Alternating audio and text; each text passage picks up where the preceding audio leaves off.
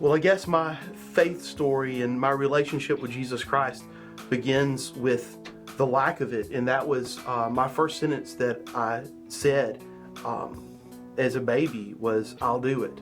And so I struggle with relying on others, and for that matter, relying on God. And so that kind of set things. I was raised in a great home spiritually. My grandfather was my pastor. Later, my father would be my pastor.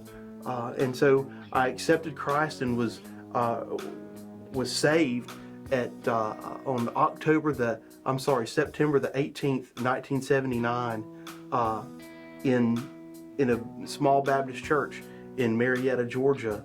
And I can remember to this day what that was like, just holding on to that pew with the Holy Spirit tugging at my heart to surrender. And just I remember it was a revival services, and the first night I just hung on, but the Lord was faithful to give me another opportunity the next night to surrender to that. And I just remember walking that long aisle to fall on the altar and to give Christ my heart and to give Him my life. And I just can still to this day can remember the peace and in the security that I felt in that moment, and just being washed clean of the sins in my life, and just loving Jesus with everything that I had. And but I remember very soon after that I began to walk away. I walked away from Christ and began to seek the approval of my friends and from the people who were not accepting me because I was different at that time. And things were very difficult at home.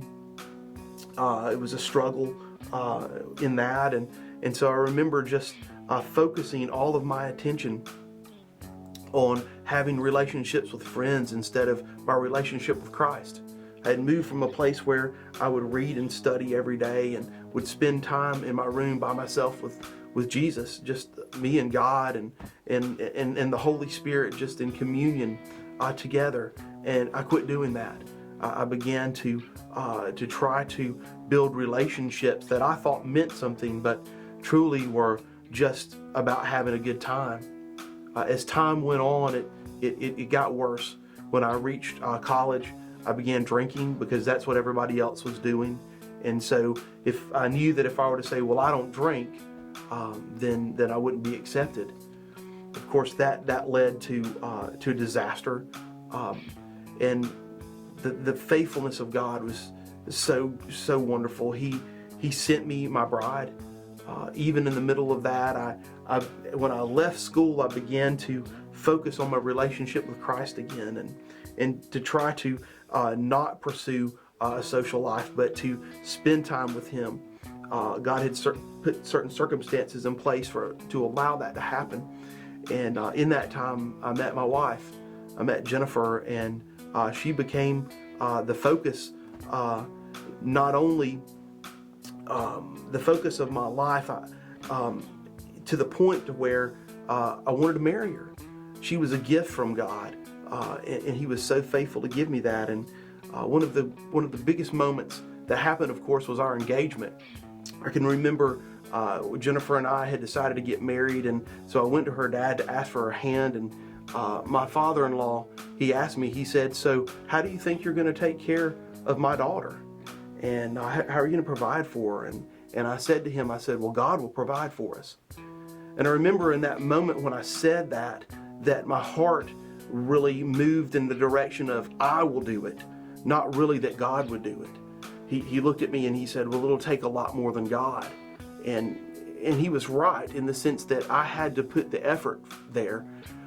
But I remember just saying, I'll do it in my heart. And so for several years, the Lord allowed me to stumble and to fall and to finally reach a point where we were at the collapse financially. We began to collapse financially, and I had been incredibly overbearing with Jennifer, And so she was afraid to tell me how bad things were financially. I believed that we were doing well and she was handling the finances, but she was afraid to tell me. But the Lord was faithful to me in that He let me fall. And when He let me fall like that, He taught me what it was to forgive. He taught me what it was to be forgiven. And as Paul would say, He is faithful when we are unfaithful.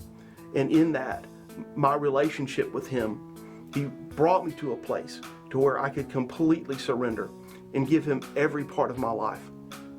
And I am so thankful that He loves me in that way, that He would discipline me and He would prove to me that I can't do it without Him. And I am so thankful for what He did in that. My name is Jeff Standridge, and my tab is paid.